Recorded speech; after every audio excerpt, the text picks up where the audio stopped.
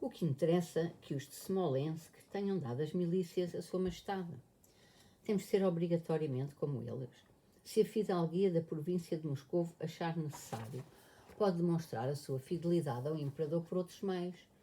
Será que já nos esquecemos da milícia do ano 7? Com ela só lucrou o clero e os ladrões. O conde Ilya Andreitch, com um sorriso melífluo, aprovava com a cabeça. Será que a nossa milícia foi útil ao Estado? Nada disso. Apenas nos arruinou as propriedades. É preferível haver mais recrutamento.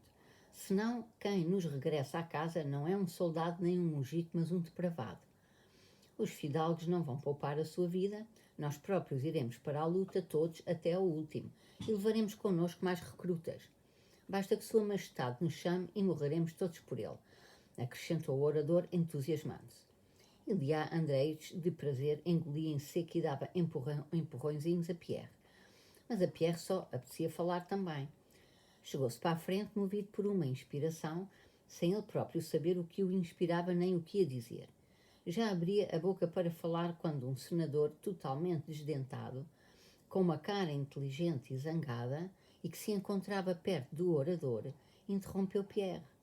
Com o hábito notório nele de dirigir disputas e levantar problemas, começou a falar em voz baixa, mas distinta.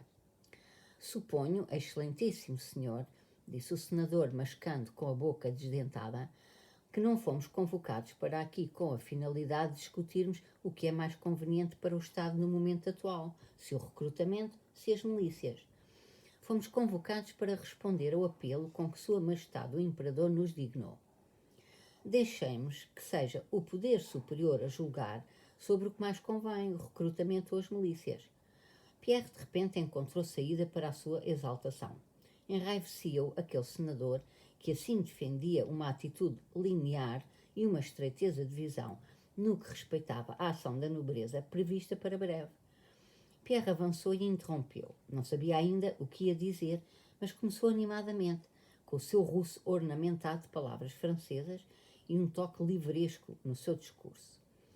Desculpe, Excelência, começou. Pierre conhecia bem o senador, mas ali achava necessário tratá-lo oficialmente. Não estar de acordo com o senhor.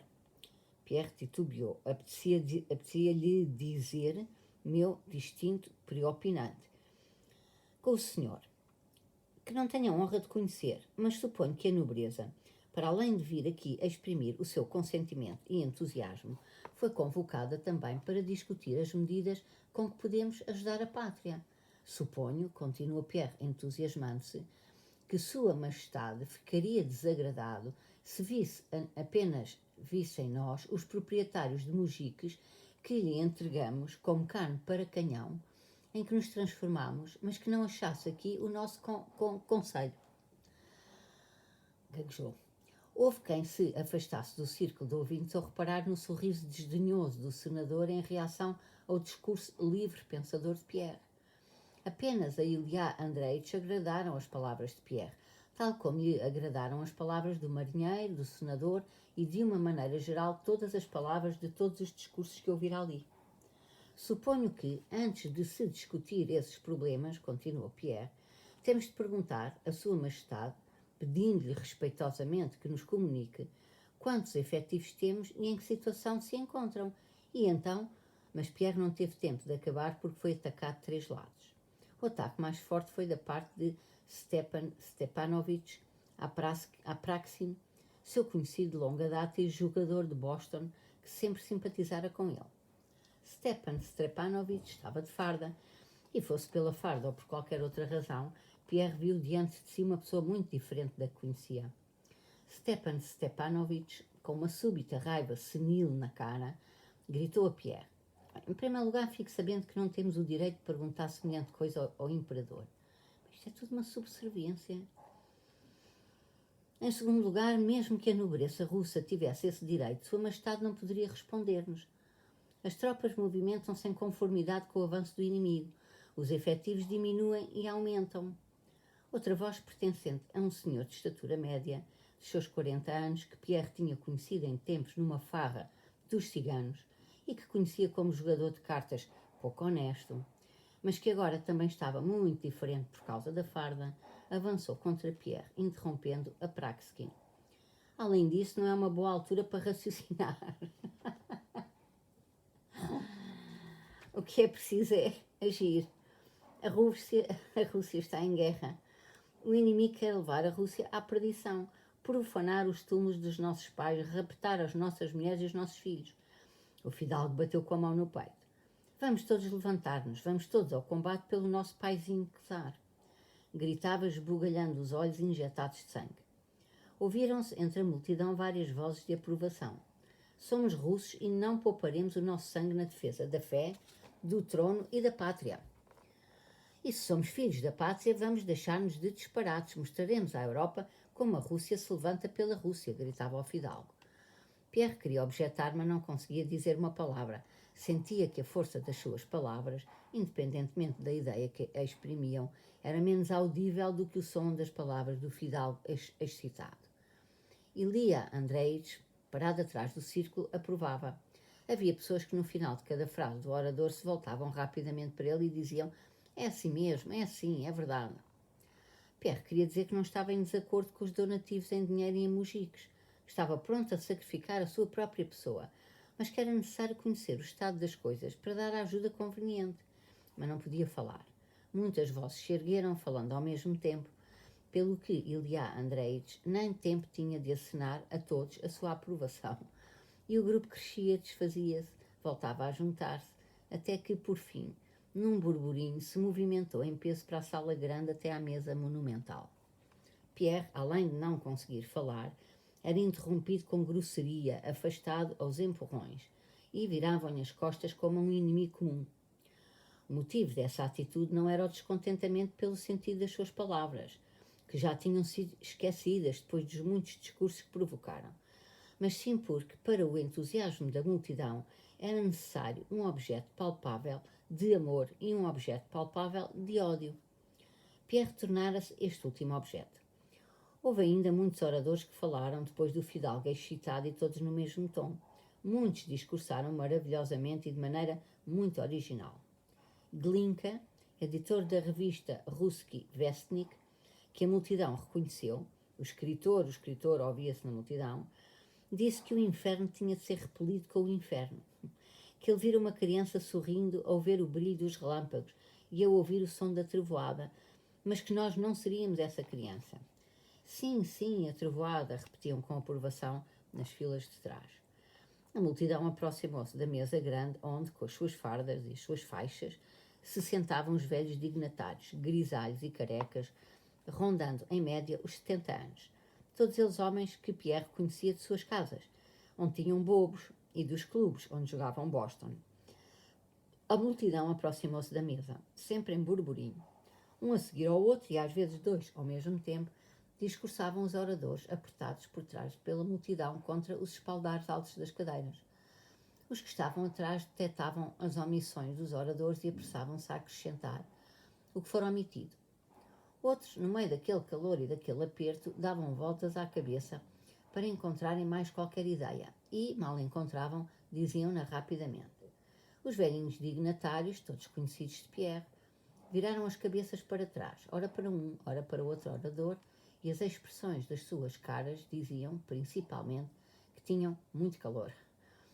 Pierre, porém, vivia grande emoção, porque aquele desejo geral de mostrar que a nós ninguém levava a melhor, que se exprimia mais no barulho e nos trejeitos faciais do que no conteúdo dos discursos, também o contaminava. Não abdicava das suas ideias, mas sentia-se culpado de qualquer coisa e queria justificar-se. Disse apenas que seria mais fácil para nós fazer donativos se soubermos quais são as necessidades, disse ele, tentando sobrepor-se às outras vozes. Um velhinho que estava perto virou a cara para ele, mas logo foi distraído por um grito que soou na outra extremidade da mesa. Sim, Moscovo será entregue, será ela o sacrifício expiatório, gritava alguém. É inimigo da humanidade, gritou outro. Deixe-me falar, meus senhores estão a reprimir-me.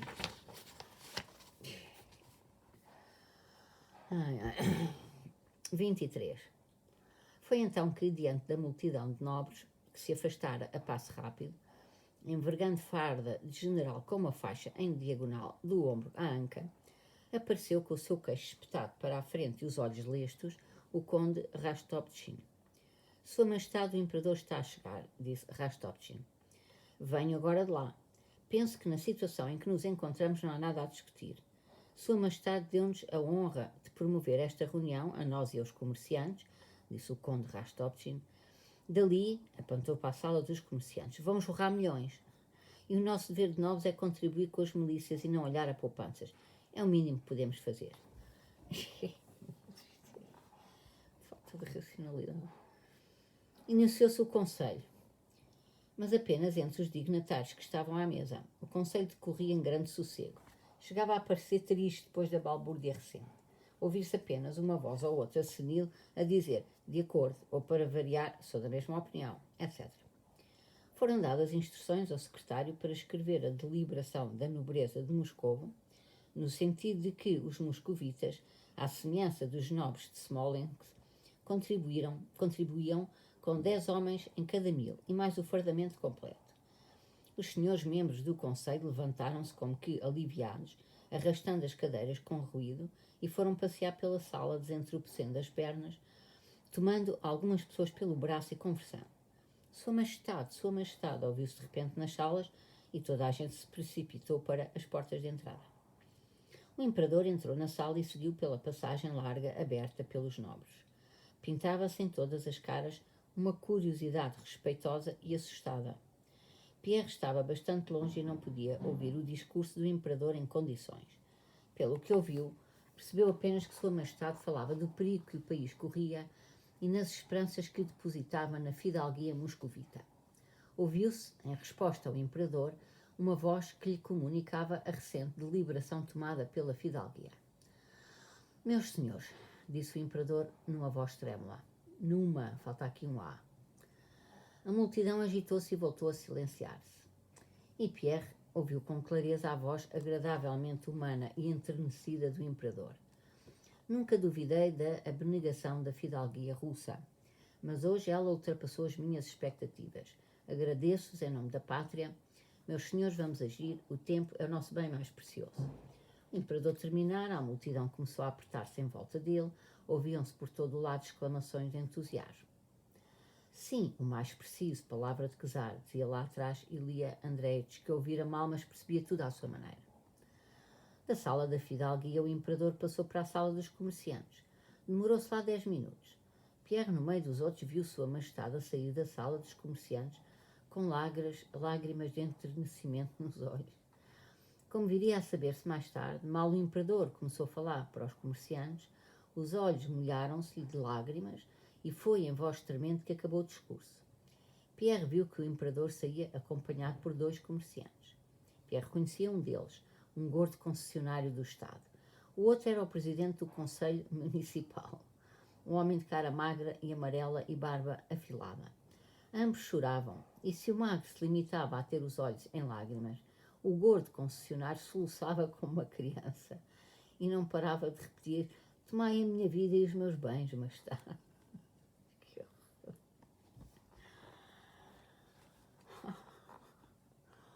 Pierre, naquele momento, já não sentia mais nada que não fosse mostrar a toda a gente que ninguém lhe levava à palma e que estava pronto a sacrificar tudo.